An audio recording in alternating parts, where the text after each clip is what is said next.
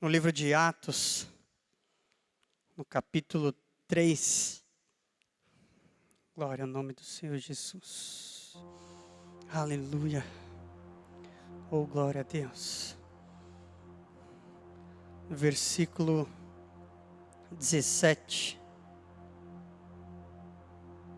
Capítulo 3 de Atos. Aleluia.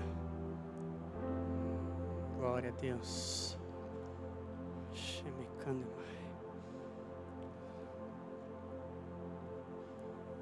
Aleluia. Vamos ler a palavra? Quem está pronto diz amém. Glória a Deus. Agora, irmãos, eu sei que vocês agiram por ignorância, bem como seus líderes. Mas foi assim que Deus cumpriu o que tinha predito por todos os profetas, dizendo que o seu Cristo haveria de sofrer. Arrependam-se, pois, e voltem-se para Deus, para que os seus pecados sejam cancelados, para que venham tempos de descanso da parte do Senhor, e Ele mande o Cristo, o qual lhes foi designado, Jesus. É necessário que Ele permaneça no céu, até que chegue o tempo em que Deus restaurará todas as coisas, como falou há muito tempo, por meio dos seus santos profetas. Glória a Deus. Feche seus olhos, abaixe sua cabeça neste momento. Pai querido, Deus maravilhoso, ó Senhor Jesus, nós te amamos, Pai, bendizemos o teu nome. E nessa hora, Senhor, invocamos a Tua presença, invocamos, Senhor, a presença do Teu Espírito Santo aqui em nosso meio, Pai. Ó Deus maravilhoso, venha nos revelar, Pai, a Tua vontade, venha nos revelar, Pai, a Tua palavra, Senhor. Venha nos revelar o Teu coração, Senhor, os Teus planos, os Teus desejos para o Teu povo, Senhor, para cada um aqui, Pai. Em nome de Jesus, Senhor, ó Deus maravilhoso, tira, Pai, todo impedimento, toda distração, Senhor, toda sonolência, Pai, ó Deus, em nome de Jesus, que seja quebrado, Pai, agora, para que todos possam, Senhor, ouvir a Tua voz. Tira, Senhor, escama dos nossos ouvidos, dos nossos olhos, ó Pai, em nome de Jesus. Eu clamo a Ti, Senhor, pela minha vida, Pai. Eu me entrego na Tua presença agora, te peço a Tua misericórdia. Venha, Senhor, que venha me fazer, Pai, uma boca, Senhor, um vaso em Tuas mãos, Senhor, instrumento para trazer a Tua palavra, a Tua mensagem para a Tua igreja, Pai, nessa noite. Em nome de Jesus, Senhor, nós te pedimos e agradecemos. Amém. Glória a Deus, dê uma forte salva de palmas. Aleluia.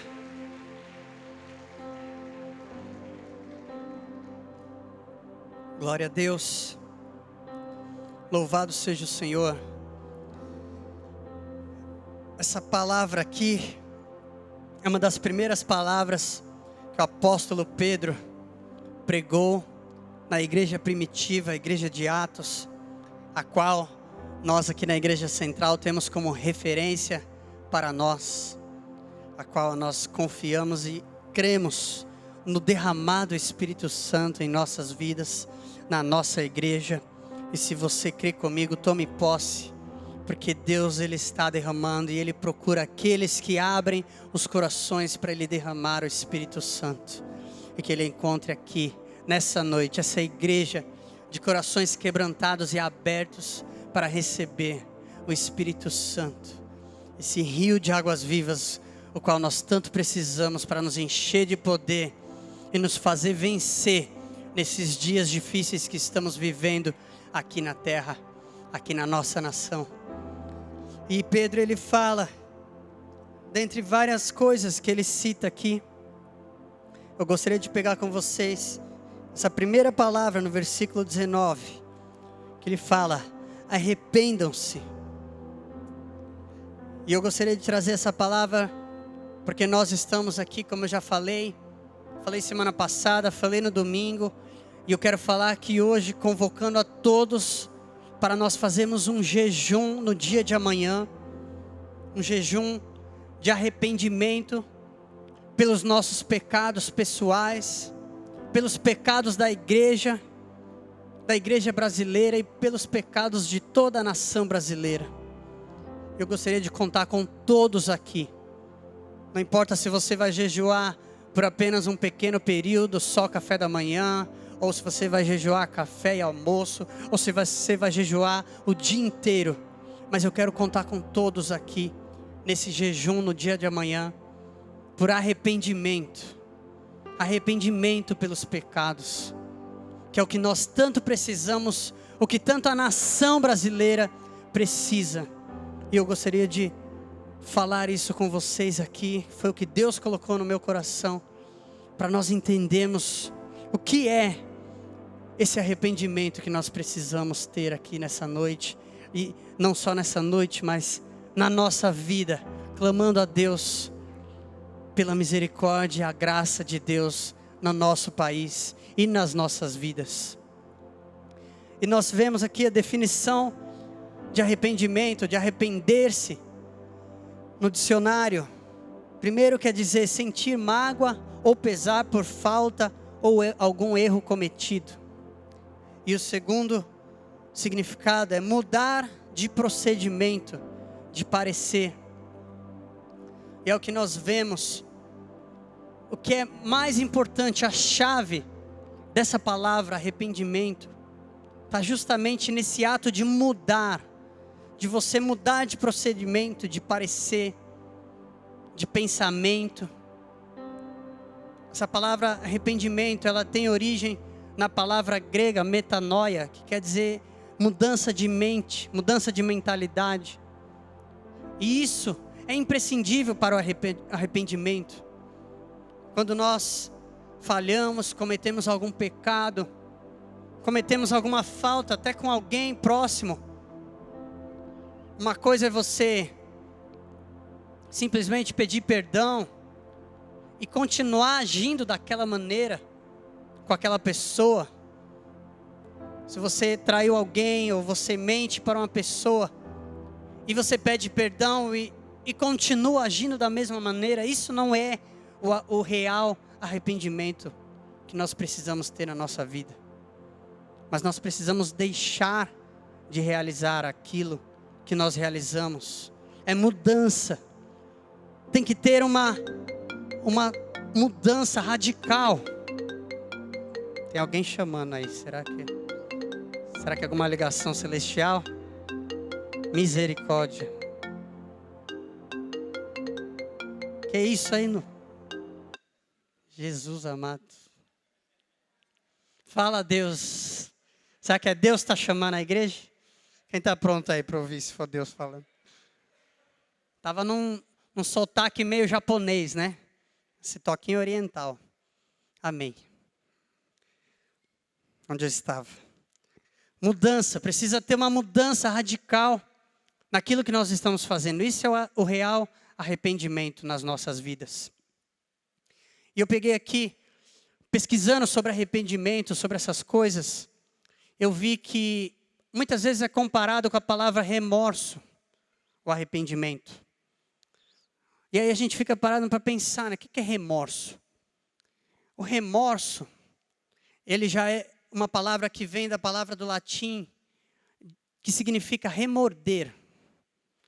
E essa palavra ela tem essa conotação de sofrimento, de punição, que é algo que a própria pessoa que comete alguma coisa errada, ela, sofrendo com aquilo que ela cometeu, ela entra nesse estado de remorso. Mas prestem atenção aqui comigo. Ela não é motivada ao remorso por causa de um arrependimento genuíno de que ela não quero mais fazer isso porque causou um mal para aquela pessoa, eu prejudiquei alguém com isso que eu fiz.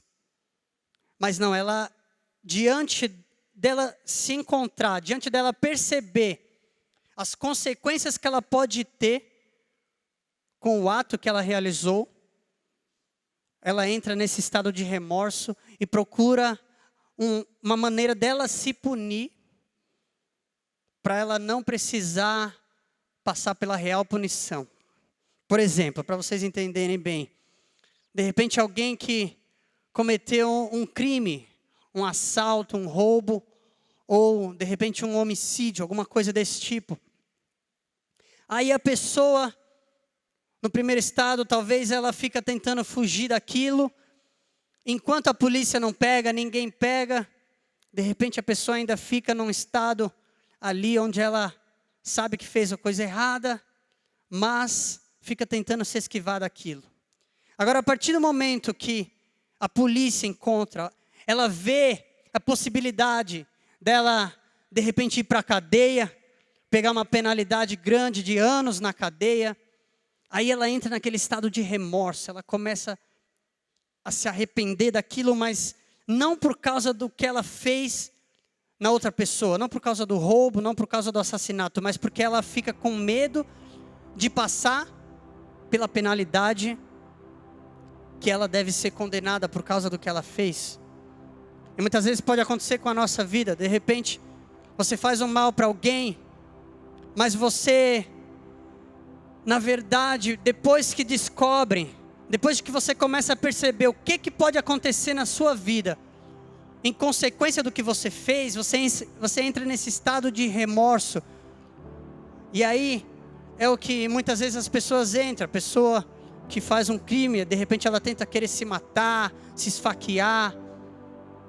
Uns tentam entrar para o lado da loucura e querer se passar como um louco, se punir dessa maneira, porque se a pessoa tem um problema mental, a gente sabe que a lei muda, e muita gente, advogados, às vezes procuram livrar os seus réus, apresentando um diagnóstico desse tipo. E é daí que vem essa palavra, então, remorso, de remorder, de você querer se punir, para você fugir da punição real que você precisa passar. E tem uma definição que eu peguei aqui, falando a respeito do arrependimento. Diferentemente do remorso, em que a pessoa que o sofre não se sensibilizou verdadeiramente do mal que possa haver causado a outros, e que pensando apenas no próprio bem, é capaz de infligir a si mesmo algum tipo de castigo, apenas para tentar se esquivar de sofrer uma punição ainda mais severa por causa do erro que cometeu. O arrependido verdadeiramente percebe e se sensibiliza das consequências ruins que seus atos causaram para outras pessoas. Então, arrependimento, como ele é algo fruto de você perceber o mal que causou a outra pessoa, nós vemos que ele só vai vir verdadeiramente fruto de um amor. Porque se você não ama a pessoa que você causou um mal, você jamais vai se sensibilizar por aquilo que você causou na pessoa. E aqui a gente entende que a fonte de todo amor é o nosso Deus. Que Deus é amor. E é o que tanto nós vemos que falta no mundo. É esse amor que vem do Pai Celestial. O amor que vem de Deus, amor pelo próximo, amor pelas pessoas, amor pelos inimigos. Jesus, ele ensina a nós a amarmos os nossos inimigos. Está difícil amar o próprio irmão aí do seu lado. Misericórdia. Isso a gente não vai ver dentro da igreja, em nome de Jesus. Pode acontecer lá fora, mas dentro da igreja, você aqui é responsável por amar até aquele que faz mal para você. Se você é seguidor de Jesus, o amor que vem através do Espírito Santo, do fruto do Espírito Santo que você tem na tua vida, esse amor, ele faz você amar aquele que fez mal para você. Glória a Deus. Deus está falando. Sei que tinha alguém aqui que precisava ouvir isso aqui essa noite. Glória a Deus. Aleluia, Espírito Santo de Deus. E nós vemos a própria palavra de Jesus ensinando os seus discípulos quando ele estava ensinando a respeito da sua morte e de que ele teria que partir da terra, ele fala: mas é bom para vocês, porque quando eu for eu enviarei o conselheiro.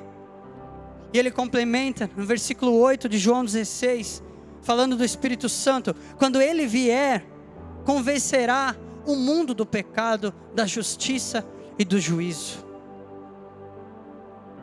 Ou seja, é o Espírito Santo, é o Espírito Santo que Deus está derramando na tua vida, é o Espírito Santo que Deus está derramando na igreja, é o Espírito Santo que Deus está derramando na igreja brasileira, pelo Brasil. É Ele o responsável por convencer o mundo do pecado. É Ele por convencer e trazer o verdadeiro arrependimento que o mundo tanto precisa nesses dias em que estamos vivendo. É por isso que eu e você não devemos passar um dia sequer da nossa vida sem clamar pelo derramar do Espírito Santo de Deus sobre toda a terra. Não é sobre a sua vida apenas, não é sobre a igreja apenas, mas nós clamamos pelo Espírito Santo sendo derramado por toda a terra. Que possamos clamar a Deus para vivermos da mesma maneira que foi lá no princípio.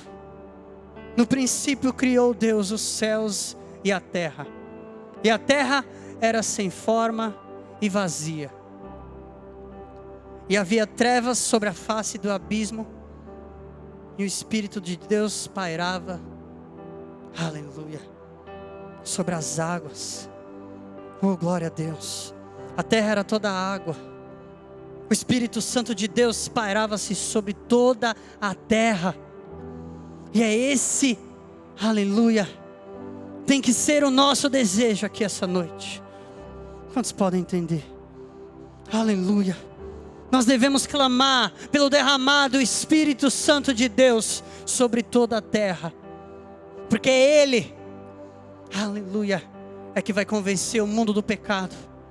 Eu e você, nós vamos abrir a nossa boca, nós vamos lançar a semente que é a palavra de Deus, que é o Evangelho.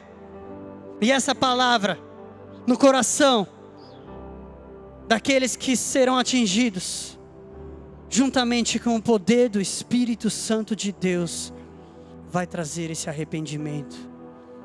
Aleluia. Glória ao nome do Senhor Jesus. E você que tem o Espírito Santo de Deus na tua vida, você vai ser usado por Deus. E aleluia, porque todo pecado, toda falha que eventualmente eu e você viemos a passar, o Espírito Santo de Deus estará sempre pronto a nos alertar, a nos direcionar na nossa vida, porque nós queremos viver uma vida reta e justa perante Deus.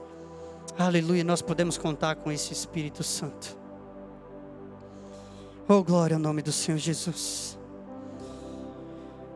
E eu gostaria de dizer para a tua vida e para a nossa nação, e você pode aplicar isso a qualquer pessoa, você pode aplicar isso para você mesmo, ou para qualquer situação.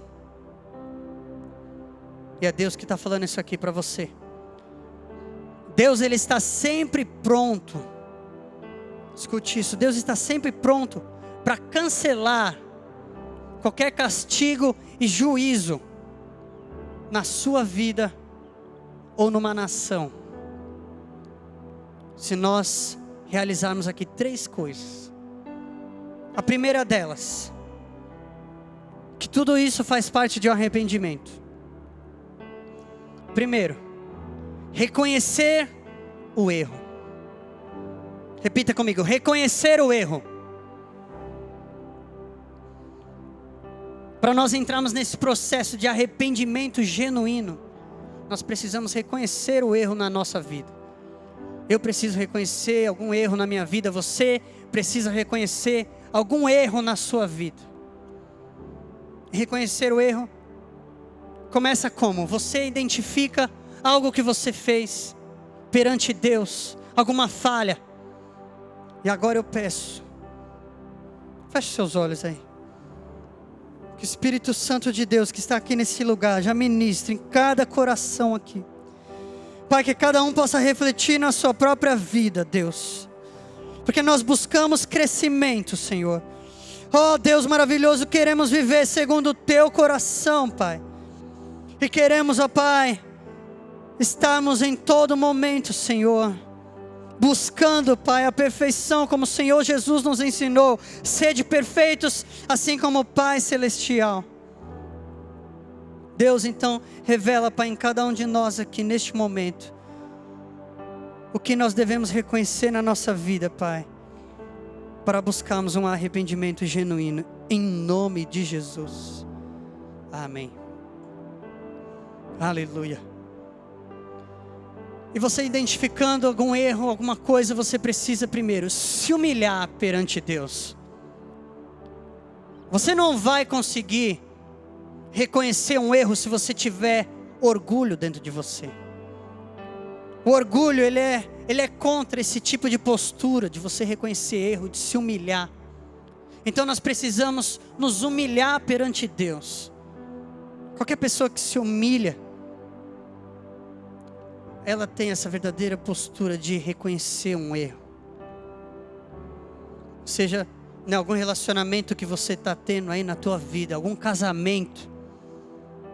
Se você sabe que precisa alguma coisa melhorar no seu relacionamento, com o seu cônjuge, ou com algum amigo, ou seja quem for, com orgulho no teu coração, você não vai conseguir reconhecer esse erro e se humilhar, muito menos perante Deus.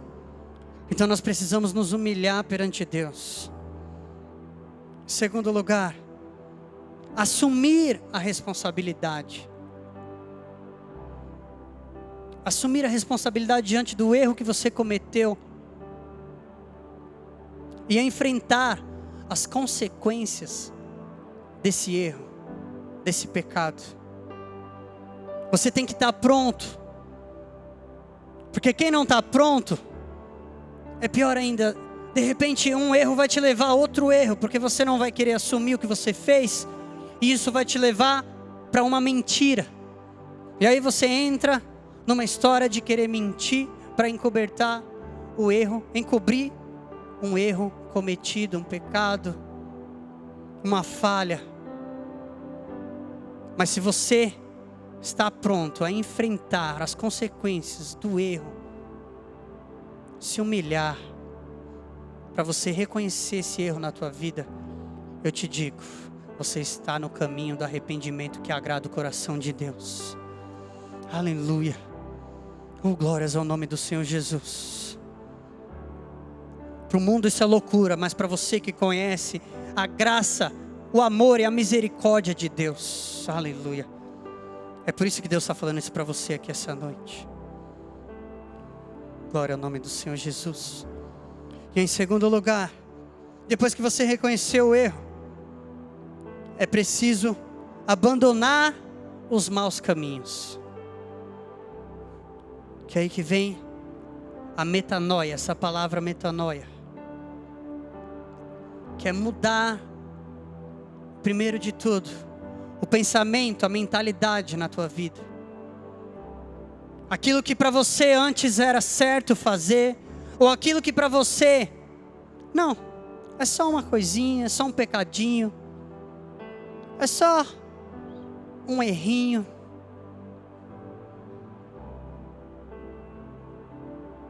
Aquilo que antes para você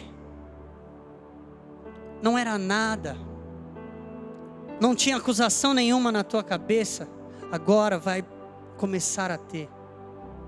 Porque nós vivemos de acordo com os padrões divinos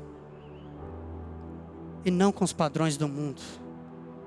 Nós não nos conformamos, aleluia, com os padrões deste mundo. Mas nós devemos ser transformados pela renovação da nossa mente.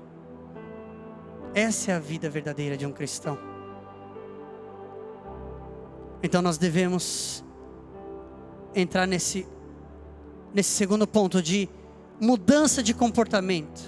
Deixar os maus caminhos, a vida de pecado, deixar a vida que desagrada a Deus, deixar comportamentos mundanos numa vida cristã, porque não existe comunhão entre a luz e as trevas. Então que você comece com essa mudança de mentalidade na tua vida. Oh, glória ao nome do Senhor Jesus, que faz parte do verdadeiro arrependimento, do arrependimento genuíno. Em seguida, mudança de atitude, porque você mudou a sua mentalidade. Aquilo que você fazia, você vai deixar de fazer, porque antes você mudou a sua cabeça e você entendeu que isso você não deve mais fazer. Você não deve mais cometer esse tipo de coisa. Então você causa uma mudança de atitude na tua vida, mudança de comportamento, de temperamento, que é fruto do Espírito Santo de Deus. Domínio próprio, temperança, mansidão. É possível sim Deus transformar temperamento, por causa do amor, por causa do Espírito Santo dentro da tua vida. Conheço pessoas que eram extremamente agressivas, violentas. Nós temos um exemplo na própria Bíblia de Pedro, discípulo de Jesus. Depois como ele foi transformado, um apóstolo, pregando amor, pregando arrependimento. É possível sim. Tem pessoas que usam isso como desculpa. Não, mas eu sou assim. Aí você está dizendo para mim o quê? Que Deus não é capaz de transformar a tua vida? Deus é capaz sim de transformar o teu temperamento.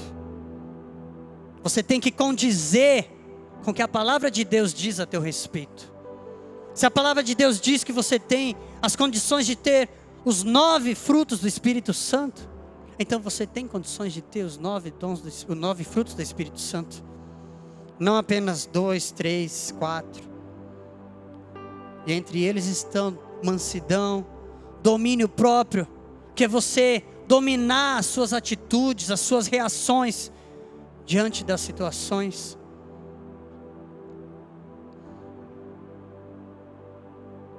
Quer identificar um caráter de uma pessoa? É diante de como ela reage às atitudes. Porque as nossas atitudes demonstram os nossos desejos. Você faz aquilo que os seus desejos motivam você a fazer. Mas as suas reações demonstram o seu caráter. E quem tem o Espírito Santo, você tem reações de domínio próprio na tua vida e diante de qualquer coisa. Alguém que faz um mal para você, que te provoca, que faz você, como nós dizemos, sair do sério, querer explodir. Se você tem o Espírito Santo de Deus dentro da tua vida, aleluia, Ele te dá o domínio próprio, a mansidão, para você se controlar e você dar testemunho de cristão em qualquer situação na tua vida.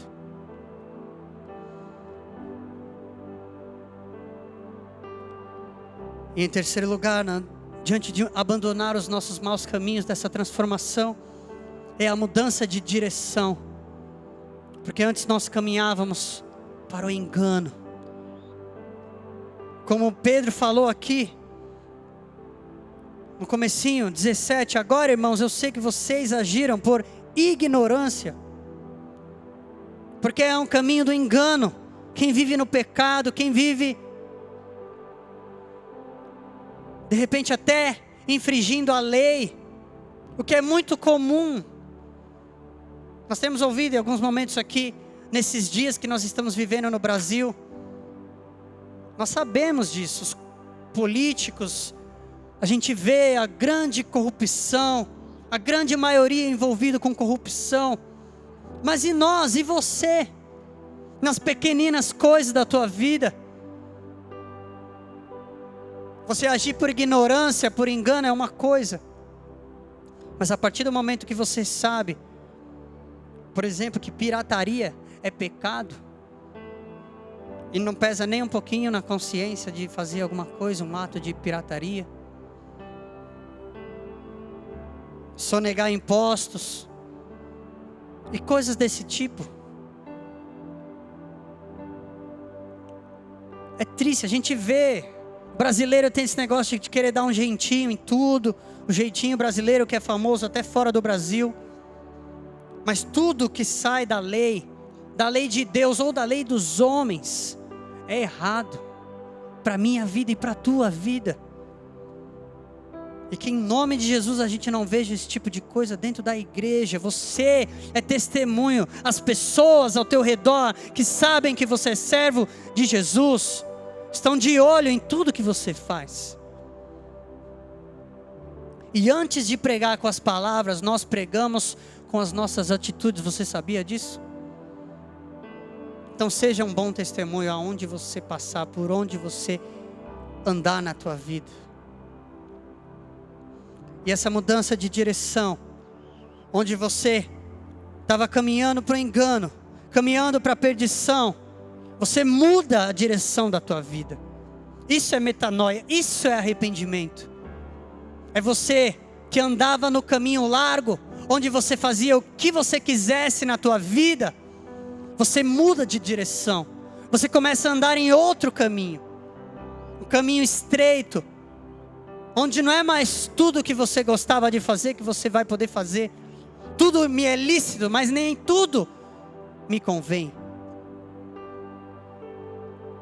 Deus, Ele não te proíbe de nada, mas nem tudo convém você fazer na tua vida. É isso que Deus está falando. O que é pecado? É tudo aquilo que não provém da fé. Oh, glórias ao nome do Senhor Jesus. Meu irmão, você mudou de direção, você não anda mais na mesma direção que você caminhava, do engano, da perdição, da morte eterna, mas agora você caminha em direção à vida eterna, o caminho estreito, a porta estreita, Jesus, que é o único caminho que pode te levar a Deus e a tua salvação. Ele que é o caminho, a verdade e a vida. E isso nos leva ao terceiro ponto, que é muito importante, que é voltar-se para Deus. O arrependimento genuíno tem que terminar nesse ponto aqui. Voltar-se para Deus. Pedro falou: arrependam-se, pois, e voltem-se para Deus. Eu achei interessante que eu estava estudando isso aqui e eu vi lá em Mateus 27:3, onde está falando a respeito de Judas. Quantos conhecem Judas, o discípulo de Jesus que o traiu? Um discípulo que se vendeu por 30 moedas. E olha o que diz ali: quando Judas, que o havia traído, viu que Jesus fora condenado, foi tomado de remorso e devolveu aos chefes dos sacerdotes e aos líderes religiosos as 30 moedas. Eu achei interessante isso que ali diz, remorso. Ele sentiu esse remorso. Mas as traduções mais tradicionais da Bíblia ainda assim falam arrependeu-se. Eu fiquei curioso e fui procurar. Na verdade, essa palavra remorso no original, no grego da Bíblia, ela também é só uma variação ali da metanoia. É a mesma origem, que também quer dizer esse arrependimento, onde tem essa mudança de pensamento, mudança de mentalidade. Só que ali eles colocaram essa palavra remorso, e aí eu entendi uma grande diferença entre remorso e arrependimento, porque Judas, ele que mesmo ele tendo esse arrependimento ali dele ter vendido Jesus, traído Jesus, faltou esse último ponto aqui, voltar-se para Deus. Faltou ele voltar-se para Jesus, porque faltava nele uma esperança dele ser perdoado. Talvez ele tinha dentro dele que ele já estava condenado, e isso o levou a se matar, a tirar a própria vida. Porque ele reconheceu o erro, ele mudou a cabeça dele porque ele percebeu o erro que ele tinha feito, mas ele não voltou-se para Jesus. E ele foi em direção a tirar a própria vida, movido por um remorso, porque ele não queria passar por outra punição. E ele quis ele mesmo se punir pelo que ele fez, porque lhe faltou esperança. Talvez porque ele não entendia o verdadeiro amor de Jesus Cristo. E eu gostaria que nós pudéssemos ler aqui juntos o texto de Jonas 3, no versículo 4. Jonas capítulo 3, versículo 4. Diz assim: Jonas entrou na cidade e a percorreu durante um dia, proclamando: daqui a 40 dias Nínive será destruída. Os ninivitas creram em Deus, proclamaram um jejum, e todos eles, do maior ao menor, vestiram-se de pano de saco.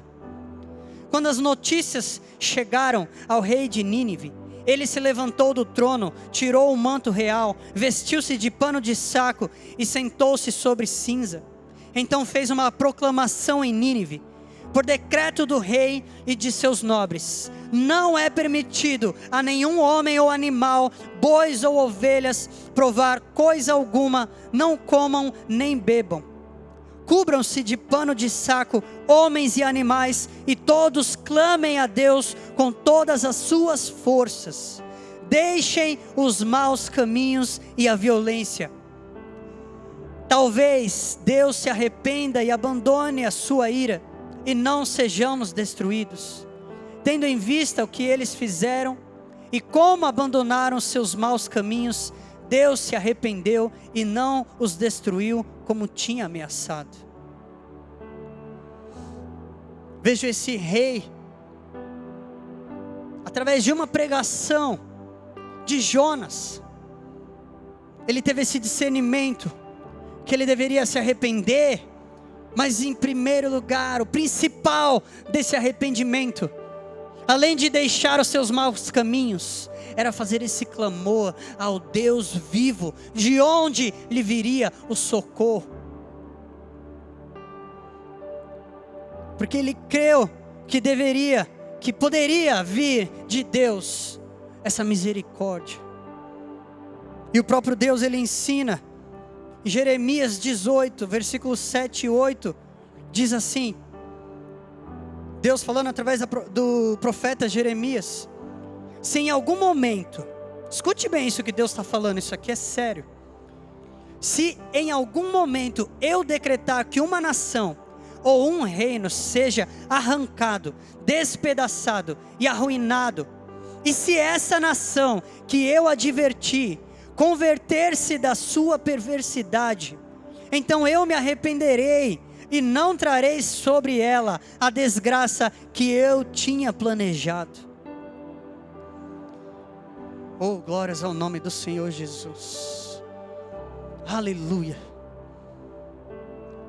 Agora eu quero que vocês entendam uma coisa que só quem tem o Espírito Santo de Deus pode entender.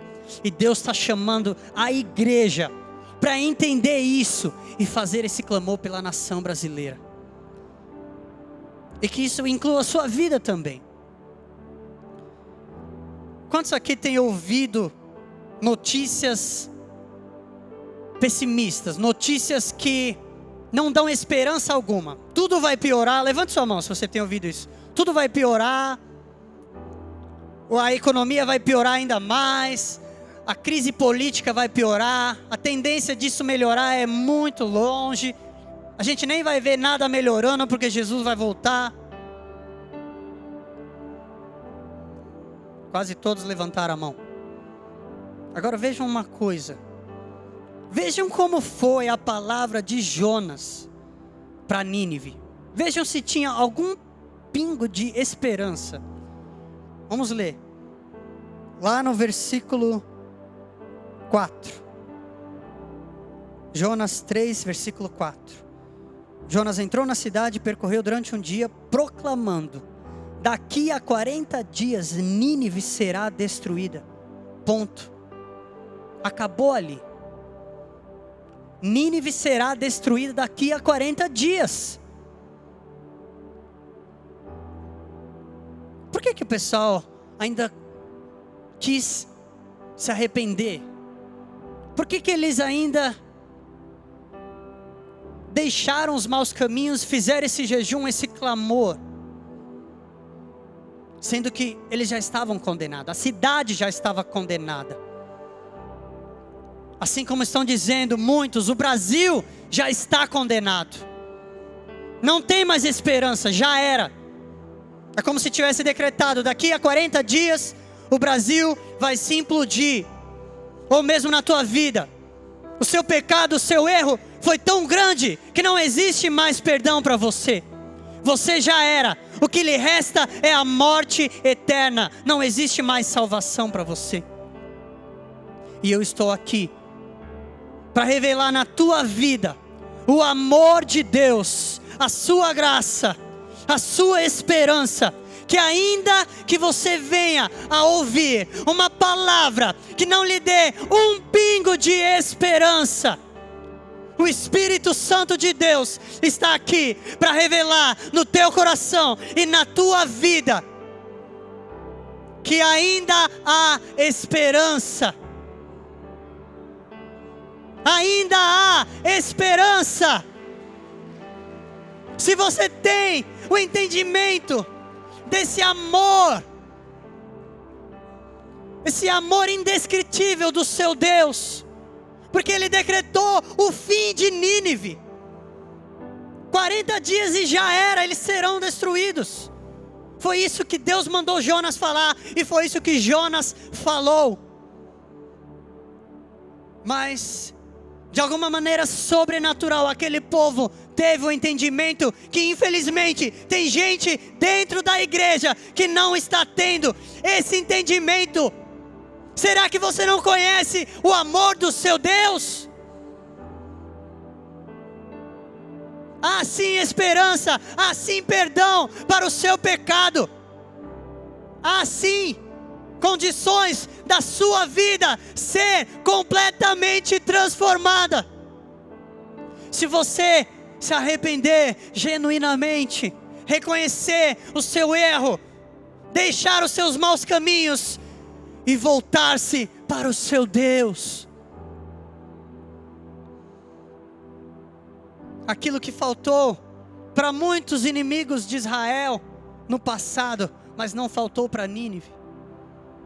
Aquilo que faltou para um dos ladrões na cruz, mas não faltou para o outro que se voltou para Jesus e ouviu do Mestre: ainda hoje estarás comigo no paraíso.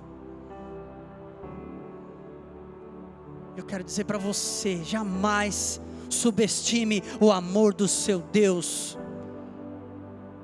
Se você se deixar levar por palavras que tiram a sua esperança, desculpa, mas você não está levando em consideração o amor do seu Deus, que é inesgotável,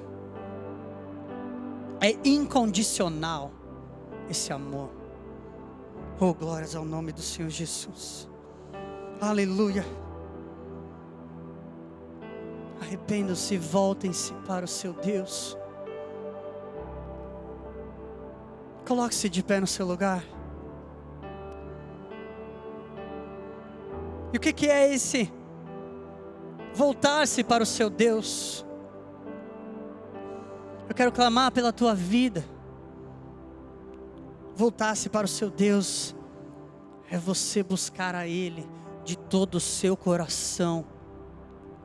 Buscar na igreja, buscar em meio aos louvores, louvar e adorar a Deus em espírito e em verdade. E oração, igreja. Oração é o que nós estamos precisando, guerrear no mundo espiritual, onde nós não vemos, mas onde a tua oração tem um poder. Aleluia.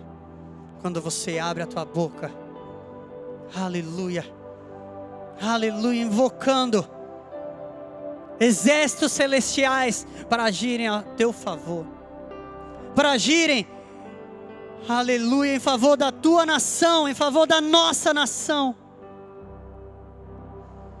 Oh, glórias ao nome do Senhor Jesus. Feche seus olhos neste momento. Oh, glória a Deus. Que você não perca a esperança. O próprio Jonas declarou depois, no versículo 2 do capítulo 4. Eu sabia que tu és Deus misericordioso e compassivo, muito paciente, cheio de amor e que prometes castigar, mas depois te arrependes. Deus se arrepender quer dizer isso, Ele mudar de mentalidade, mudar de pensamento.